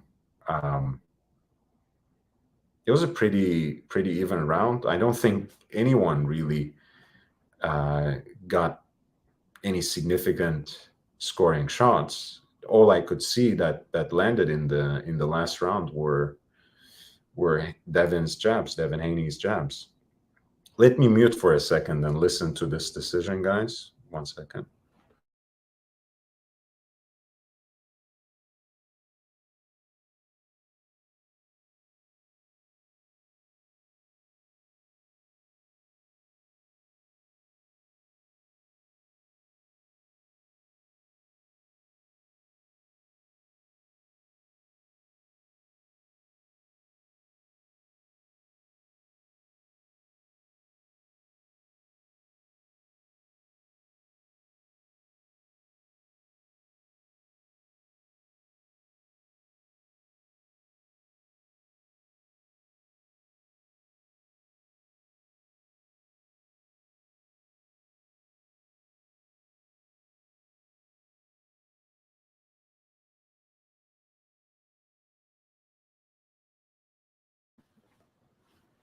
Yeah, a little more to go, but yeah, I gave the last round to, again, I gave the first, the fourth, the sixth, and seventh.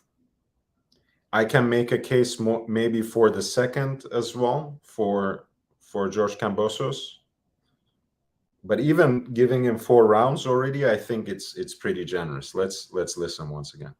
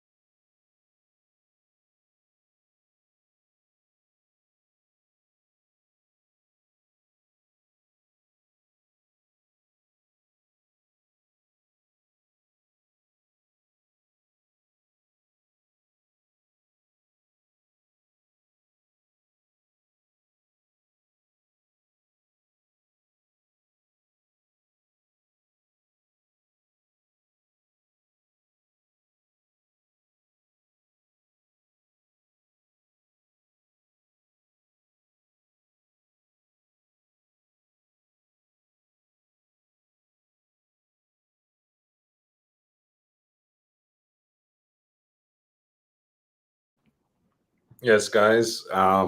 One unanimous decision. One judge scored it 10-2. The other two scored it 8-4, basically just like I did.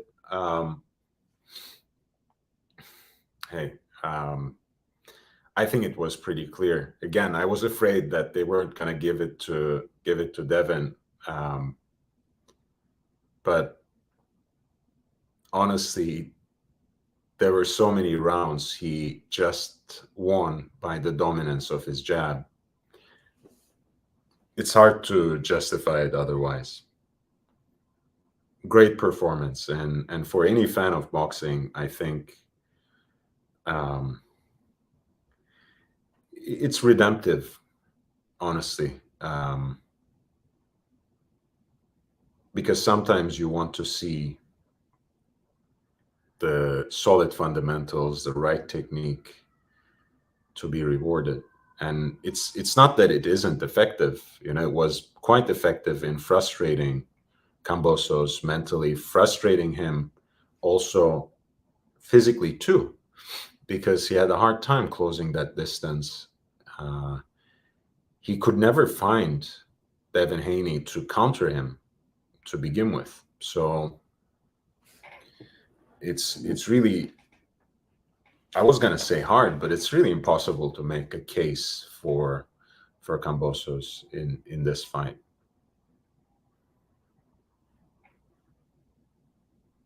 I already gave him a pretty generous 4 rounds. I can maybe force another one there, give him 5, but no more than that.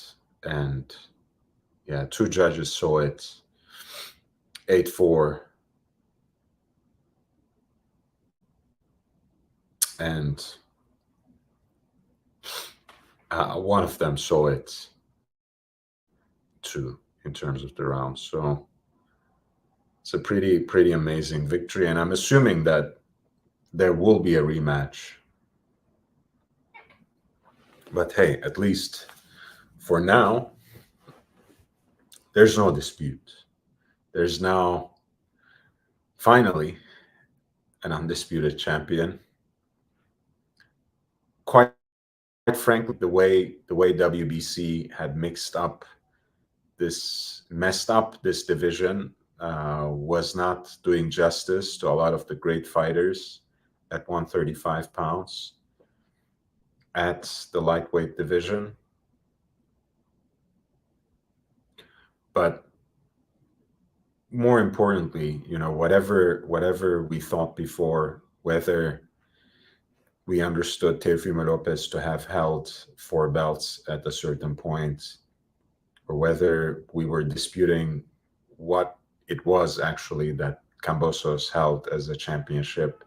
Now, all the 4 belts, plus the Ring Magazine lineal championship belt as well, belongs to one person indisputably, and that person is Devin Haney, 23 years old.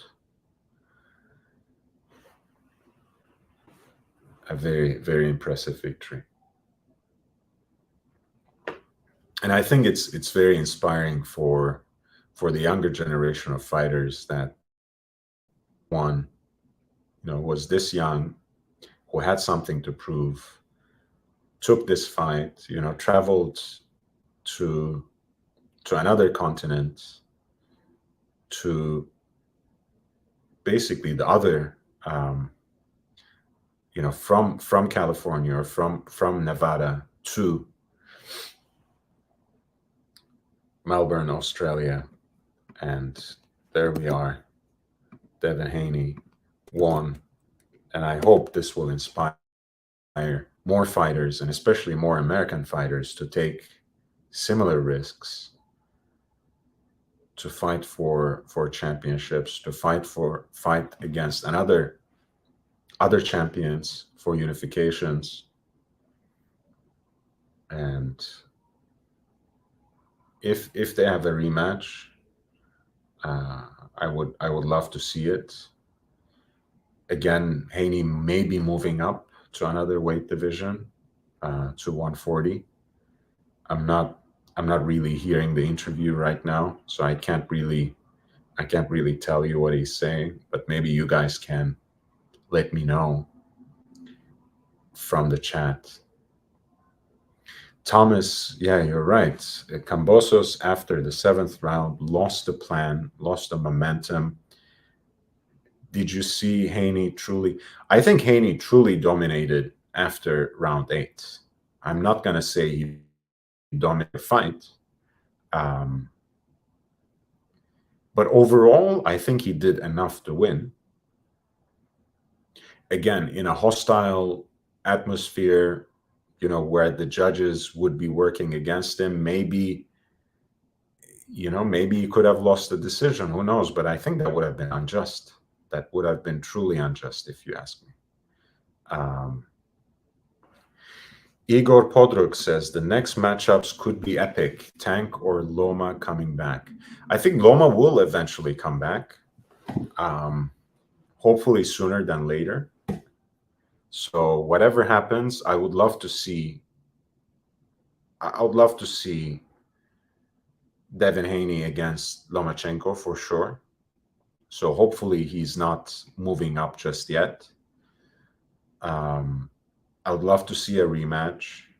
I would love to see Tank fight another champion. Tank is now 27 years old, and he has never been in a unification fight. So it would be good to see him against another champion, against someone of his level. So whatever is happening in the aftermath of this fight could be really exciting. I hope Devin Haney stays in the division. I hope he can still make the weight comfortably. Again, I couldn't hear what he said in the interview, but I hope he stays. And if there's no rematch here, I hope he fights someone like Lomachenko or someone like Gervonta Davis, Tank. It would be a great fight to see. Thomas Broadbent says, going to fight in Australia is a tough pull. Yes, I think, again, from the very beginning, I think they both deserve the laudits. They both deserve some credit, some recognition in taking this fight. Haney for traveling, for going into his backyard to fight against another champion, and George for choosing to fight in yet another unification rather than simply facing a B-level opponent, just to a victory lap at home.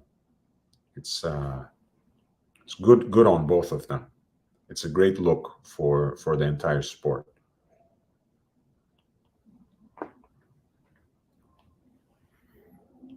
The closest thing to a Philly fighter in this division is Gervonta Tank Davis, who's from Baltimore. Close enough, I guess. He's a knockout puncher. He could be an interesting foe to face for Devin Haney. But again, Tank has been around for a long time. Tank has been around much longer than Devin Haney. For all the flack Devin gets, Devin has now fought in a unification, and Devin has won a unification. Tank still is to fight in a unification. Tank, I think since he fought Pedraza, and it's been fighting since Gervonta Tank Davis fought Pedraza, he hasn't really faced any serious competition. Yes, he did. He did, yeah. It was Rolly Romero. But I think that the question, isn't it enough? You don't even remember his name. That is the question indeed. Who did Tank knock out last weekend? But yes, Tank is actually, I think in many ways, people who are quote unquote his haters really underrate him. And the level of competition he has been facing is really not doing justice to his ring acumen, to his boxing skills. His knockout power is always in great display. There's no denying that. And the way he countered Rolly Romero when Tank himself was seemingly on the ropes, the way he countered him with that left hand was just a thing of beauty. So it would be great to see a fight between Devin Haney and Gervonta Tank Davis. And that's also a great rivalry. Again, both young guys, both rising up through the ranks in the Mayweather gym. It could be a really interesting fight. And again, Tank might just have the edge, right? Because he has the knockout power, which is the one thing that Devin Haney lacks. The records can be deceiving, right? You look at Devin's record, I think he has something like 16 knockouts. But when these guys are coming through the ranks for the first part of their career, 10, 12, 15 fights, they're facing a very low level of opposition. So knockouts against that kind of opposition is nothing comparable at this level. Tank has had some serious opponents in the past, including Pedraza, but it's been a while since he fought someone of Devin Haney's level or of George Kambosos' level. So we'll have to see. We'll have to see. Plastic says, didn't watch it, but just American beats the Australian. You called it, brother. Kambosos looking flabby. That was just a small observation, and I wavered in the beginning, as you have seen. I said, well, maybe 51-49 Kambosos, but I came around by the time the first bell rang. I said I have a sneaking suspicion that Haney will win this, and I think from the 8th round onwards, it was indisputably Haney, and a well-deserved victory for sure. There was maybe the middle portion of the fight, George seemed to be finding his way, finding his rhythm, but that didn't last too long for him. Ultimately, this was a great fight. If you appreciate boxing, it wasn't necessarily a very violent or back and forth kind of fight, but Devin dominated with his jab, with his ability to turn Kambosos around almost seemingly at will, with his ring savvy, with his IQ, with his unflappable focus, with just his incredible self-confidence in the ring. Very well deserved.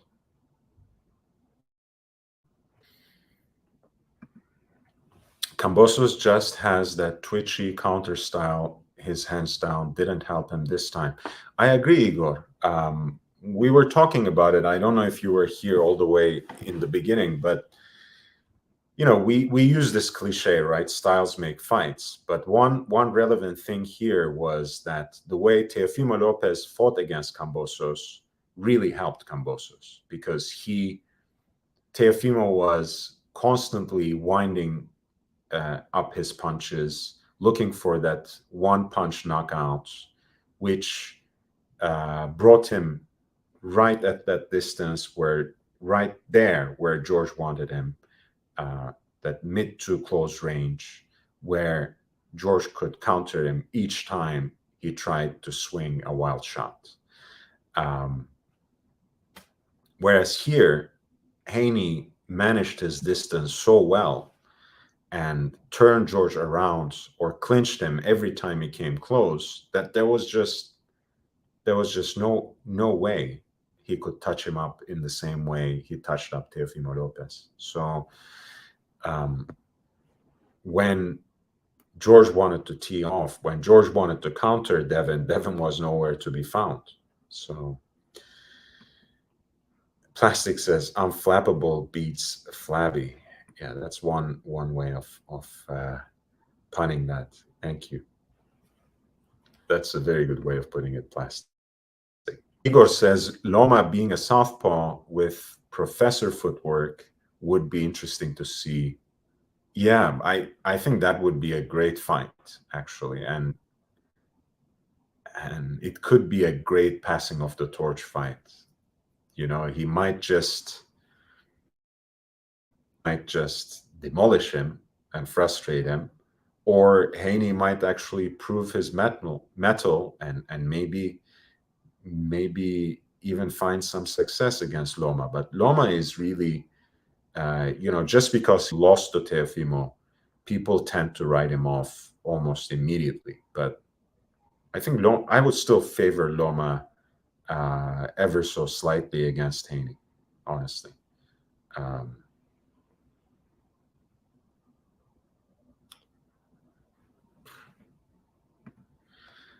Plastic O'Toole, Lord straight punching will always beat Ryder's sneaky backdoor style. It remains to be seen, Plastic. It remains to be seen, but we are here for the long haul. We are here for the long haul. Guys, I've pinned the link there. If you want to jump on the panel, you are more than welcome. If not, I might just cut it here and enjoy some of the after show here that they have on ESPN Plus. But if you want to jump on to talk watches or to talk boxing or just anything at all, really, the link is pinned there, and I've also sent it in again. Feel free to join me on the panel. It was nice calling the fight with you. I really enjoyed it, as always, and great support from the usual suspects: JB, Plastic, Thomas, Igor. I'm seeing him for the first time in the chat, but always great to make new friends. Gabriel Ocean was back. Bob from Brisbane joined us.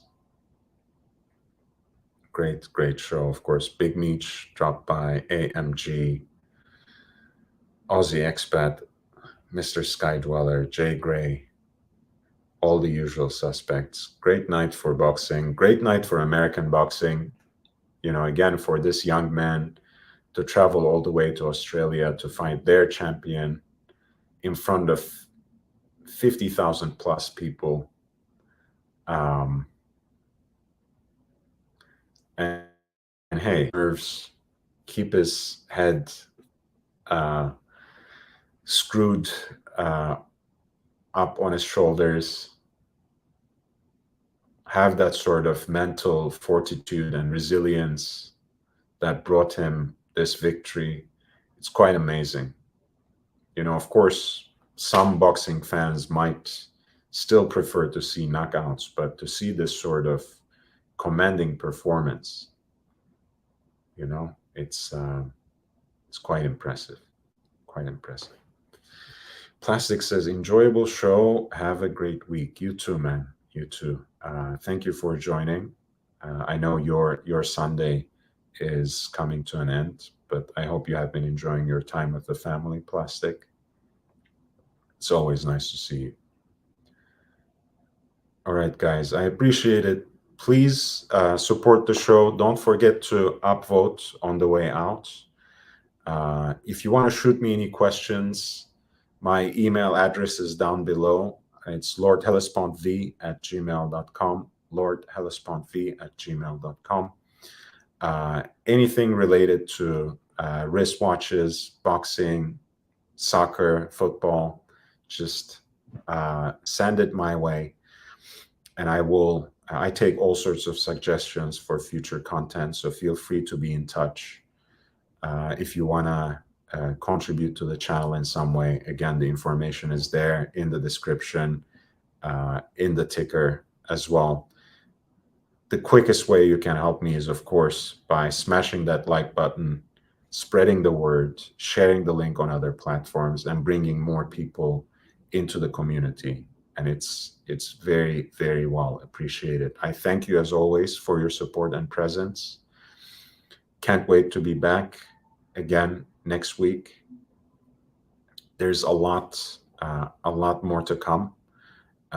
This will be a great month for the channel, and I'll come back with even more content after July as well. But until then, thank you for your support, and look out for some new content next week as well. Thomas says before, can that jab really break a guy like Kambosos? I don't know if you mean break, but it put the brakes on him, right? That's what it made him constantly think and rethink everything that he was doing. He just couldn't commit to anything. He couldn't implement his game plan because that jab was constantly in his face. It held him back. And in the second half of the fight, he was actually getting countered by that check hook, and he also, Devin started following up that jab with nice right hands too. So it took its toll, I think. That's what made the difference for the second half of the fight. Dirk Diggler says thumbs up, and Bowser says, what's up? Hey, man, lovely to see you. Please upvote on the way out. Thank you again for your support and presence. I'll see you in the next one. Take care.